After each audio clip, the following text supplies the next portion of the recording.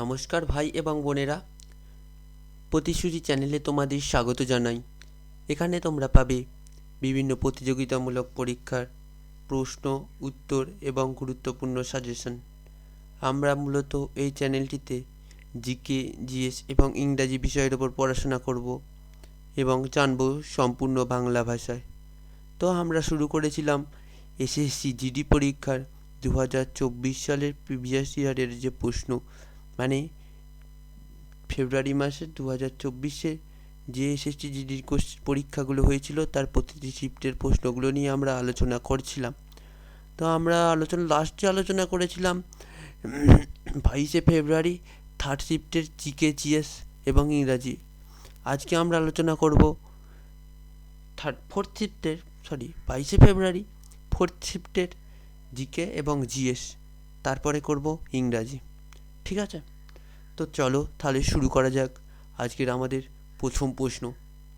কি বলেছে যে নিম্নলিখিত কোনটি মুদ্রা সরবরাহের সবচেয়ে তরল পরিমাপ? যে নিম্নলিখিত কোনটি মুদ্রা সরবরাহের সবচেয়ে তরল পরিমাপ? যে মুদ্রা সরবরাহের সবচেয়ে তরল পরিমাপ কোনটা বলো তো? এখানে কি বলেছে? M3, M2, M4, M1। তো মুদ্রা পরিমাপের সবচেয়ে তরল পরিমাপ হলো M1। ঠিক আছে, M1 হলো মুদ্রা সরবরাহের সবচেয়ে তরল পরিমাপ। এবার দেখো M1, M2, M3, M4 এগুলো কি একটু দেখে নিই। যে M1-কে ন্যারো মানিও বলা হয়। ন্যারো মানি বলা হয় কাকে? M1-কে। M2-তে M প্লাস প্লাস সঞ্চয় জমা, মানি মার্কেট, মিউচুয়াল ফান্ড এবং অন্যান্য সময় জমা অন্তর্ভুক্ত রয়েছে। আর M3-তে M2 প্লাস বৃহৎ সময় জমা, ইনস্টিটিউশনাল মানি মার্কেট তহবিল এবং অন্যান্য বৃহত্তর তরল সম্পদ অন্তর্ভুক্ত রয়েছে। আর কি বলছে? M4 হলো সবচেয়ে বিস্তৃত পরিমাপ এবং এটিতে M3 প্লাস অন্যান্য জমা অন্তর্ভুক্ত রয়েছে। তাহলে সবচেয়ে বিস্তৃত পরিমাপ কোনটা হলো? M4। এবং সবচেয়ে তরল পরিমাপ হলো M1। ঠিক আছে, পরে প্রশ্নে যাওয়া যাক। বলেছে মহাত্মা গান্ধী দ্বারা পরিচালিত ডান্ডি মার্চ কোন বছরে শুরু হয়েছিল? মহাত্মা গান্ধী দ্বারা পরিচালিত ডান্ডি মার্চ কোন বছরে শুরু হয়েছিল? এটি কবে শুরু হয়েছিল বলো তো? এটি হয়েছিল 1930 খ্রিস্টাব্দে শুরু হয়েছিল। 1930-এ। ঠিক আছে, ডান্ডি মার্চ কী নামে পরিচিত? ডান্ডি মার্চ লবণ সত্যাগ্রহ নামে পরিচিত। ডান্ডি মার্চ লবণ সত্যাগ্রহ নামেও পরিচিত। পরের প্রশ্নটা দেখো কি বলেছে? সঙ্গীত নাটক একাডেমি পুরস্কার আগে ড্যাশ নামে পরিচিত ছিল? সঙ্গীত নাটক একাডেমি পুরস্কার আগে ড্যাশ নামে পরিচিত ছিল? আগে পরিচিত ছিল রাষ্ট্রপতি পুরস্কার নামে পরিচিত ছিল, কারণ এটি রাষ্ট্রপতি দ্বারা প্রদান করা হয়, জন্য এটি রাষ্ট্রপতি পুরস্কার নামে পরিচিত ছিল। পরে এটি সঙ্গীত নাটক একাডেমি পুরস্কার নামে পরিচিতি লাভ করে। দেখো আর কি বলেছে? পুরস্কারগুলি ভারতীয় সাংস্কৃতিক ঐতিহ্যে শিল্পীদের অসাধারণ অবদানকে স্বীকৃতি এবং সম্মান প্রদানের লক্ষ্যে দেয়া হয়। তাহলে সঙ্গীত নাটক একাডেমি পুরস্কার কেন দেওয়া হয়? পুরস্কারগুলি ভারতীয় সংস্কৃতির ঐতিহ্যে শিল্পীদের অসাধারণ অবদানকে স্বীকৃতি এবং সম্মান প্রদানের উদ্দেশ্যে দেওয়া হয়। পুরস্কারগুলি ভারতের রাষ্ট্রপতি কর্তৃক প্রদান করা হয়। ঠিক আছে, ভারতের রাষ্ট্রপতি কর্তৃক প্রদান করা হয় সঙ্গীত নাটক একাডেমি পুরস্কার। পরের প্রশ্নটা দেখো কি বলেছে? মহিলাদের হেপ্টাথলনে ড্যাশটি ইভেন্ট থাকে। মহিলাদের হেপ্টাথলনে ড্যাশটি ইভেন্ট থাকে। এবারে হেপ্টা মানে বুঝতে পারছো, হেপ্টা মানে কি? হেপ্টা মানে 7কে বোঝায়। হেপ্টা 7কে বোঝায়, হেপ্টা বলে।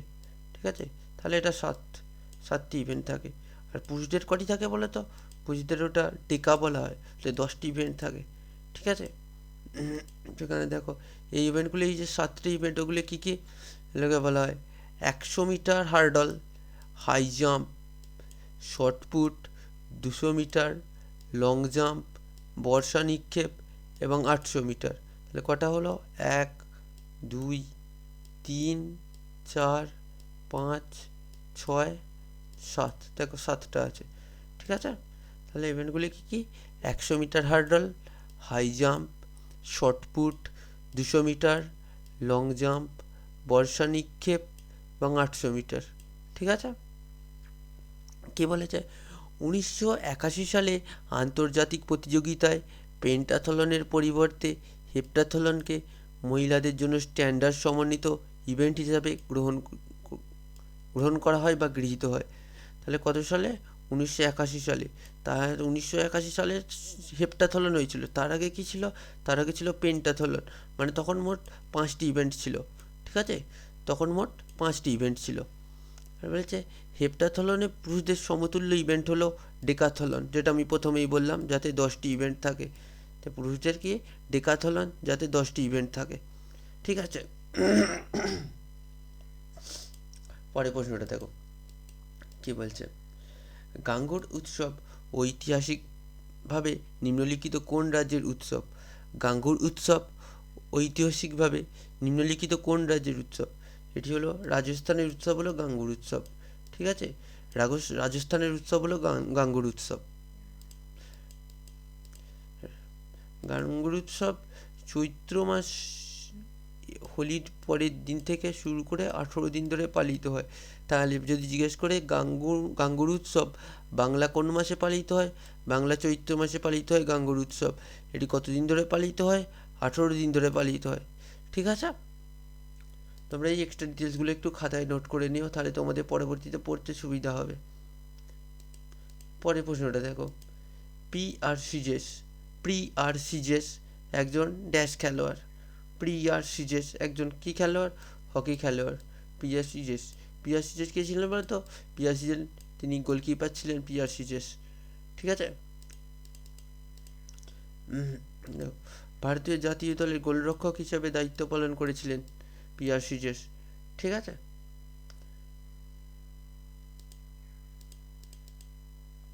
কি বলেছে? প্রশ্ন 7, 2023 সালের জাতীয় গেমসে নিচের কোন খেলাটি হয়েছিল? 2023 সালের জাতীয় গেমসে নিচের কোন খেলাটি হয়েছিল? সেপাক টাকরাও, মল্লখম্ব। সেপাক টাকরাও, মল্লখম্ব, এই দুটি খেলাই হয়েছিল। ঠিক আছে, এই দুটি খেলাই হয়েছিল 2023 সালের জাতীয় গেমসে।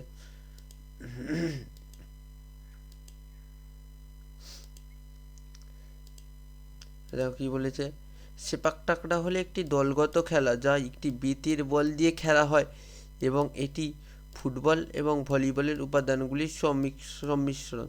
তোমার দেখবে একটা জাল থাকে, এই জালের এই পাশে দুজন থাকে, এই পাশে দুজন থাকে। তারা ফুটবলের মতোই এই বলটাকে পায়ে করে মারে। ঠিক আছে, ব্যাক ভলি করে বলটাকে এই দিক থেকে এই দিকে মারে, ওরা আবার এই দিক থেকে এই দিকে মারে। ঠিক আছে, তো ভলিবল যেমন হাতে খেলা হয়, তো সেপাক এটা পায়ে করে খেলা হয়। আর মল্লখম্ব হলো কি ঐতিহ্যবাহী ভারতীয় খেলা যেখানে একজন জিমন্যাস্ট একটি উল্লম্ব স্থির বা ঝুলন্ত কাঠের খুঁড়িতে বায়ুবাহিত যোগাসন এবং কুস্তি খেলাগুলি সম্পাদন করে। ঠিক আছে,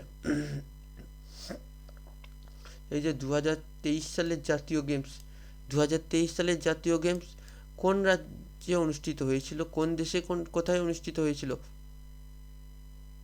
এটা আমাকে কমেন্ট করে জানাবে। ঠিক আছে, 2023 সালের জাতীয় গেমস কোথায় এবং কোন দেশে এবং কোথায় অনুষ্ঠিত হয়েছিল, এটা কমেন্ট করে জানিও। পরের প্রশ্ন কি বলেছে? ভারতে গরিবি হটাও এবং আত্মনির্ভরশীলতা অর্জনের লক্ষ্য ছিল ড্যাশের মূল উদ্দেশ্য। গরিবি হটাও স্লোগান কোন পঞ্চবার্ষিকী পরিকল্পনায় দেওয়া হয়েছিল? এই কোশ্চেনটা অনেকবার এসেছে যে গরিবি হটাও স্লোগান কোন পঞ্চবার্ষিকী পরিকল্পনায় দেওয়া হয়েছিল। এটি কোথায় হয়েছিল বলতো? পঞ্চম পঞ্চবার্ষিকী পরিকল্পনায় গরিবি হটাও স্লোগান দেওয়া হয়েছিল। ঠিক আছে, তৎকালীন প্রধানমন্ত্রী ইন্দিরা গান্ধী এই পরিকল্পনাটি প্রণয়নও চালু করেছিলেন। এতে ন্যূনতম চাহিদা কর্মসূচি এবং 20টি পয়েন্ট কর্মসূচির মতো কর্মসূচি অন্তর্ভুক্ত ছিল। পরে প্রশ্নটা দেখো কি বলেছে, অর্থ মন্ত্রণালয়ের অধীনে কোন বিভাগ বিবাদ সে বিশ্বাস স্কিম চালু করেছে, যা সরকার এবং সরকারি উদ্যোগের ঝুঁকিপূর্ণ চুক্তিগত বিবাদগুলি কার্যকরভাবে নিষ্পত্তি করার জন্য। বলছে অর্থ মন্ত্রণালয়ের অধীনে কোন বিভাগ বিবাদ সে বিশ্বাস চুক্তিগত বিবাদ স্কিম চালু করেছে, যা সরকার এবং সরকারি উদ্যোগের গুরুত্বপূর্ণ চুক্তিগত বিবাদগুলি কার্যকরভাবে নিষ্পত্তি করার জন্য। সেইটা হচ্ছে ব্যয় বিভাগ। ঠিক আছে, ব্যয় বিভাগ। পরেরটা দেখো কি বলেছে, যে রাজ্যপালের পদ সম্পর্কে নিম্নলিখিত কোনটি সঠিক। রাজ্যপালের পদ সম্পর্কে নিম্নলিখিত কোনটি সঠিক, যে রাজ্যপাল লাভজনক অন্য কোনো পদ ধারণ করতে পারেন না। তুমি কোনো সরকারি কিছুতে যুক্ত থাকলে ও লাভজনক অন্য কোনো পদেই যুক্ত থাকতে পারবে না। ঠিক আছে, যে রাজ্যপাল তার সরকারি বাসভবন ব্যবহার করার জন্য ভাড়া প্রদান ছাড়াই অধিকারী হবেন, এটা ঠিক। ঠিক আছে, তাকে যিনি যে বাসভবন পান তার জন্য কোনো ভাড়া দিতে হয় না। তাহলে অপশান বি মানে অপশান ই মানে কেবলমাত্র 2 হলো সঠিক উত্তর। ঠিক আছে, আর যেটা দেখো, রাজ্যপালের কার্যকাল ক বছর? 5 বছর। রাজ্যপালের কার্যকাল 5 বছর, কিন্তু তাকে রাষ্ট্রপতি চাইলে আগেও তাকে পদ থেকে অপসারণ করাতে পারে। ঠিক আছে, পরে প্রশ্নটা দেখো কি বলেছে, ওস্তাদ আসাদ আলী খান কোন বাদ্যযন্ত্র বাজাতেন? ওস্তাদ আসাদ আলী খান রুদ্রবীণা বাজাতেন তিনি, ওস্তাদ আসাদ আলী খান। ঠিক আছে, কি বলেছে দেখো, ওস্তাদ আসাদ আলী খান ভারতীয় শাস্ত্রীয় সঙ্গীতের অবদানের জন্য 2008 সালে সম্মানজনক পদ্মভূষণ পেয়েছিলেন। তাহলে ওস্তাদ আসাদ আলী খান কত সালে পদ্মভূষণ পেয়েছিলেন? 2008 সালে। ঠিক আছে, পরে প্রশ্নটা দেখো কি বলেছে, ভারতীয় সংবিধানের কোন অংশে সম্মিলিত রাষ্ট্র এবং তার অঞ্চল সম্পর্কে আলোচনা করা হয়েছে? ভারতীয় সংবিধানের কোন অংশে সম্মিলিত রাষ্ট্র এবং তার অঞ্চল সম্পর্কে আলোচনা করা হয়েছে? এটি যে প্রথম অংশে আলোচনা করা হয়েছে। আর্টিকেল কত থেকে কত বলো তো?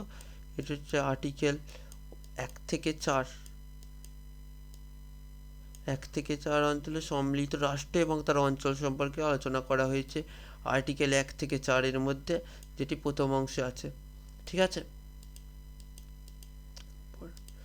আর দেখো, ভারতীয় সংবিধান 26শে নভেম্বর 1949 সালে সংবিধান দ্বারা গৃহীত হয়েছিল। এই 26শে নভেম্বরকে সংবিধান দিবস বলা হয়। 26শে নভেম্বরকে সংবিধান দিবস বলা হয়, এবং যেটি গৃহীত হয়েছিল তোমার 26শে নভেম্বর 1949 সালে, এবং এটি কার্যকর হয়েছিল 26শে জানুয়ারি 1950 সালে। 26শে জানুয়ারি 1950 সালে। 26শে জানুয়ারিকে ওই জন্য প্রজাতন্ত্র দিবস বলা হয়। ঠিক আছে, 26শে জানুয়ারিকে কী বলা হয়? প্রজাতন্ত্র দিবস। এটি ভারতকে সার্বভৌম সমাজতান্ত্রিক ধর্মনিরপেক্ষ বা গণতান্ত্রিক প্রজাতন্ত্র হিসাবে ঘোষণা করে। মানে ভারতীয় সংবিধান ভারতকে একটি সার্বভৌম সমাজতান্ত্রিক ধর্মনিরপেক্ষ এবং গণতান্ত্রিক প্রজাতন্ত্র হিসাবে ঘোষণা করে। সংবিধান সংশোধনী যে আইন, সেটি কোন অনুচ্ছেদে আছে? 368 আর্টিকেলে আছে সংবিধান সংশোধনী আইন। ঠিক আছে, 368 আর্টিকেলে আছে।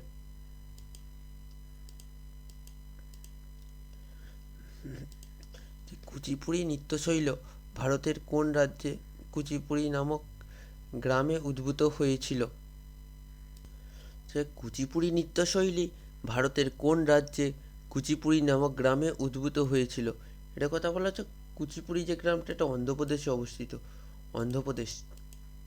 ঠিক আছে, কুচিপুড়ি নৃত্যশিল্পীর কয়েকজনের নাম হলো যামিনী কৃষ্ণমূর্তি, শোভনা নারায়ণ, রাজা রেড্ডি, রাধা রেড্ডি, বিজয়ন্তী মালা, অরুন্ধতী শ্রীনাথ, মালবিকা সারুকাই।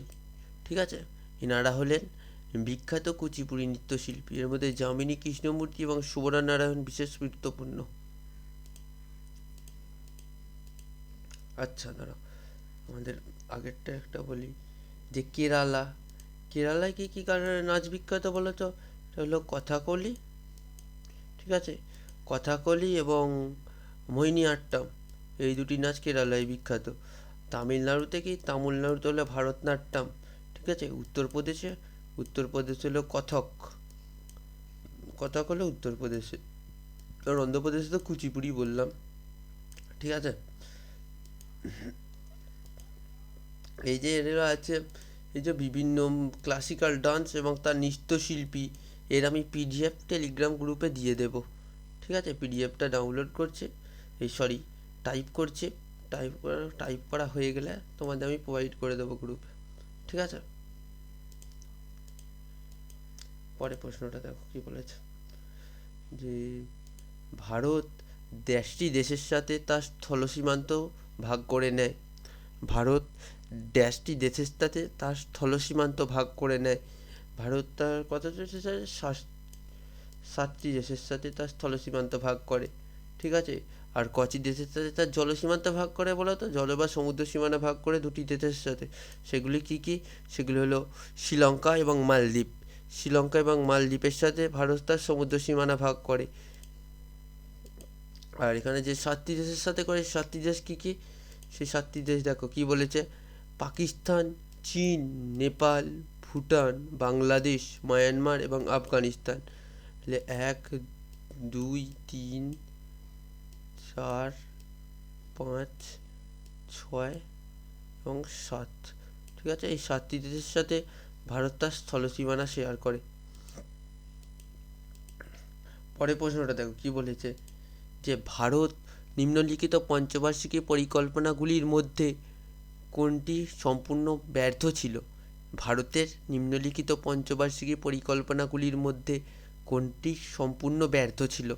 এটি কোন পঞ্চবার্ষিকী পরিকল্পনা? তো তৃতীয় পঞ্চবার্ষিকী পরিকল্পনা সম্পূর্ণ ব্যর্থ ছিল। তার ব্যর্থ হবার কারণ ছিল তোমার 1960-এর দশকে প্রবল দুর্ভিক্ষ দেখা গিয়েছিল। খাবারের খুব অভাব হয়েছিল কৃষি জমিতে এর জন্য। ওই জন্য সেই পঞ্চবার্ষিকী পরিকল্পনাটি সাফল্য পেতে পারেনি। এখানে দেখো হয়েছে তৃতীয় পঞ্চবার্ষিকী পরিকল্পনা 1961 থেকে 1966 সাল পর্যন্ত বাস্তবায়িত হয়েছিল। 1965 এবং 66 সালে তীব্র খরা কৃষিখাতকে ক্ষতিগ্রস্ত করে, ঠিক আছে, যার ফলে অর্থনীতি তীব্র ধাক্কা লাগে এবং পরিকল্পনা তার লক্ষ্য পূরণ করতে ব্যর্থ হয়, ঠিক আছে। তৃতীয় পঞ্চবার্ষিকী পরিকল্পনা এটা দেখো। প্রথম পঞ্চবার্ষিকী পরিকল্পনা কত থেকে কত খ্রিস্টাব্দে হয়েছিল? 1951 থেকে 1956 খ্রিস্টাব্দে হয়েছিল। এটি কিসের ওপর জোর দিয়েছিল? কৃষি এবং জলসেচের ওপর জোর দিয়েছিল। দ্বিতীয় পঞ্চবার্ষিকী পরিকল্পনা হয়েছিল 1956 থেকে 1961। এটি জোর দিয়েছিল তোমার শিল্পায়নের ওপর জোর দিয়েছিল। চতুর্থ পঞ্চবার্ষিকী যে পরিকল্পনা হয়েছিল 1969 থেকে 1974 খ্রিস্টাব্দ পর্যন্ত, এটি স্থিতিশীলতার সাথে বৃদ্ধি এবং আত্মনির্ভরশীলতার ক্রমবর্ধমান অর্জনের লক্ষ্য ছিল, ঠিক আছে। মানে আত্মনির্ভরশীল ভারতবর্ষ তৈরির লক্ষ্যে ছিল চতুর্থ পঞ্চবার্ষিকী পরিকল্পনা। আর পঞ্চম পঞ্চবার্ষিকী পরিকল্পনা একটু আগে বললাম, দারিদ্র দূরীকরণ এবং আত্মনির্ভরশীলতা, মানে গরিবি হটাও স্লোগান যে দেওয়া হয়েছিল পঞ্চম পঞ্চবার্ষিকী পরিকল্পনাতে, ঠিক আছে। তো এখানে হয়েছিল দারিদ্র দূরীকরণ, এটা ঠিক আছে। আর যে পরিকল্পনা মোট কতগুলো পঞ্চবার্ষিকী পরিকল্পনা আছে বলো তো? মোট 12টি পঞ্চবার্ষিকী পরিকল্পনা আছে। লাস্ট পঞ্চবার্ষিকী পরিকল্পনা বা দ্বাদশতম পঞ্চবার্ষিকী পরিকল্পনা ছিল 2012 থেকে 2017 সাল পর্যন্ত, ঠিক আছে। 2017 সাল পর্যন্ত 2014 সালে ভারত সরকার তোমার এই যে পরিকল্পনা আছে মিশন, সেটাকে বন্ধ করে দেয় 2014 সালে। এবং 2015 সালে পরিকল্পনা মিশনের বদলে অনেক নীতি আয়োগ, ঠিক আছে। নীতি আয়োগের ফুল ফর্ম কি? National institution for transforming India. National institution for transforming India, ঠিক আছে, নীতি আয়োগ। পরে প্রশ্নটা দেখো কি বলেছে, যে একজন ভারতীয় আমেরিকান ক্যান্সার চিকিৎসকের নাম, যিনি 2023 এবং 24 শ্রেণীতে হোয়াইট হাউস ফেলোদের জন্য নির্বাচিত 15 জনের মধ্যে রয়েছেন। মানে একজন ভারতীয় আমেরিকা, মানে তিনি ভারতীয় বংশোদ্ভূত কিন্তু আমেরিকায় থেকে তিনি ক্যান্সার চিকিৎসা করেন। ঠিক আছে, তিনি 2023-24 শ্রেণীতে হোয়াইট হাউস ফেলোদের জন্য নির্বাচিত 15 জনের মধ্যে রয়েছেন। মানে হোয়াইট হাউস যে ফেলো নির্বাচিত হয়, 15 জন নির্বাচিত হয়, তার মধ্যে একজন রয়েছেন যিনি ভারতীয় বংশোদ্ভূত এবং আমেরিকান ক্যান্সার চিকিৎসক। তার নাম কি? তার নাম হলো কমল মেঘহারাজানি। কমল মেঘহারাজানি। ঠিক আছে,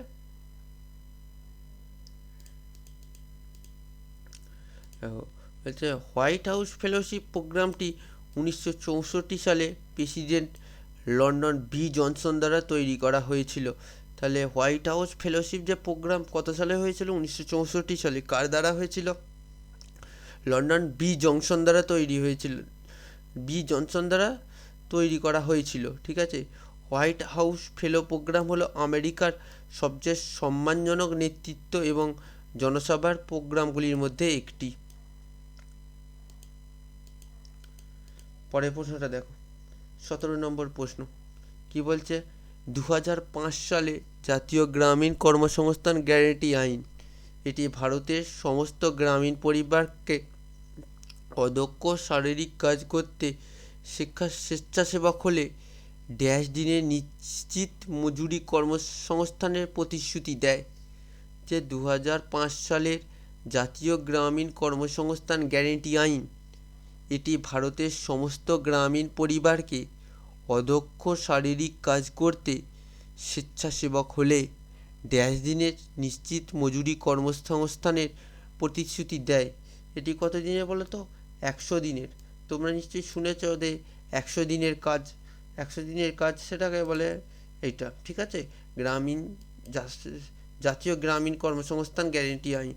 ঠিক আছে, এইটি এখন নাম চেঞ্জ করে তোমার লেখা হয়েছে মহাত্মা গান্ধী জাতীয় গ্রামীণ কর্মসংস্থান গ্যারান্টি আইন রাখা হয়েছে। তো এই আইন কবে চালু হয়েছিল? এই আইন 5ই সেপ্টেম্বর 2005 সালে বিজ্ঞাপিত করা হয়েছিল এবং আস্তে আস্তে চালু করা হয়েছিল। বিজ্ঞাপিত কবে করা হয়েছিল? 5ই সেপ্টেম্বর 2005 সালে। ঠিক আছে, এই প্রকল্পটি এখন কী নামে পরিচিত? মহাত্মা গান্ধী জাতীয় গ্রামীণ কর্মসংস্থান গ্যারান্টি আইন নামে পরিচিত। ঠিক আছে, পরের প্রশ্ন দেখো কি বলেছে? নিম্নলিখিত উপাদানগুলির মধ্যে কোনটির আণবিক সূত্র H2? এটা তোমরা সকলেই জানো, H2, হাইড্রোজেন হলো H2। ঠিক আছে, দেখো বলেছে হাইড্রোজেন হলো মহাবিশ্বের সবচেয়ে হালকা এবং প্রচুর পরিমাণে পাওয়া যায় এমন রাসায়নিক উপাদান।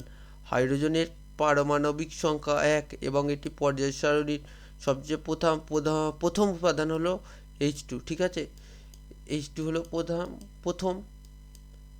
ঠিক আছে, তারপরে হলো হিলিয়াম।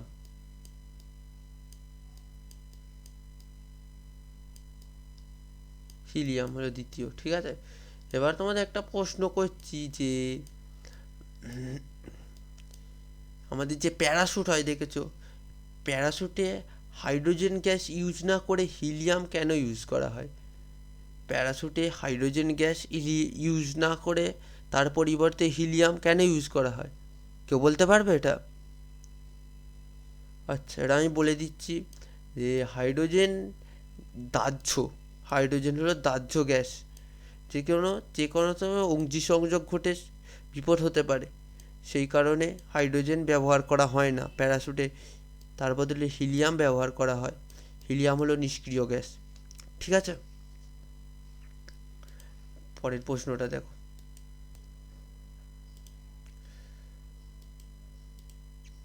পরের প্রশ্নটা কি বলেছে?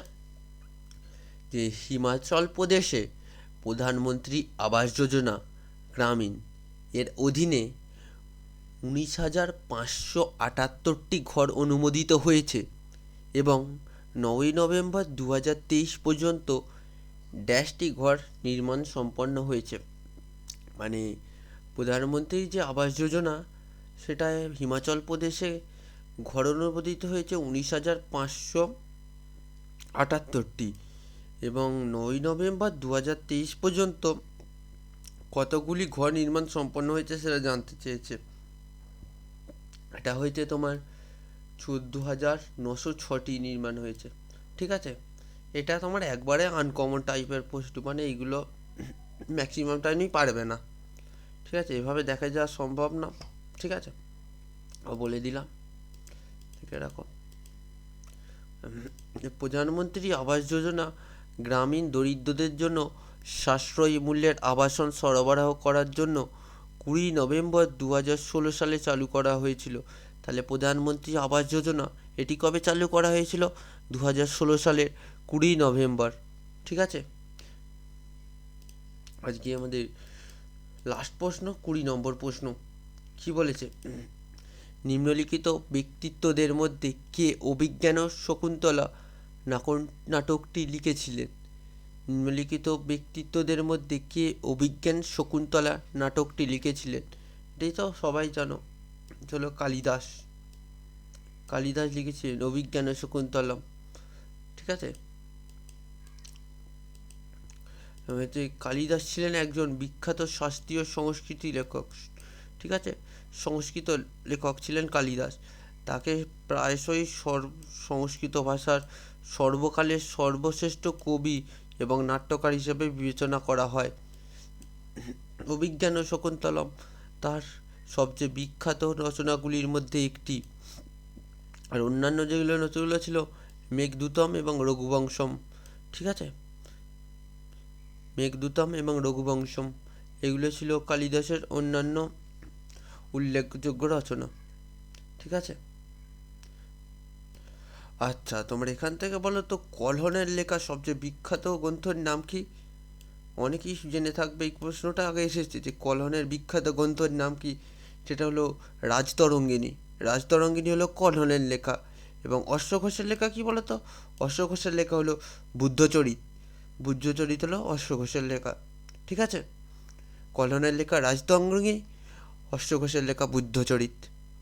ঠিক আছে, তো এই ছিল আজকে আমাদের চতুর্থ শিফটের প্রশ্নগুলি। এখানে মোটামুটি 20টা প্রশ্ন করালাম। এবার পরে আমরা ইংরাজিটা শুরু করব। ভিডিওটি ভালো লাগলে লাইক করে দিও, চ্যানেলটিতে নতুন হয়ে থাকলে সাবস্ক্রাইব করে পাশে থেকো, ভালো করে পড়াশোনা করো। আজকে রাখলাম তাহলে, টাটা।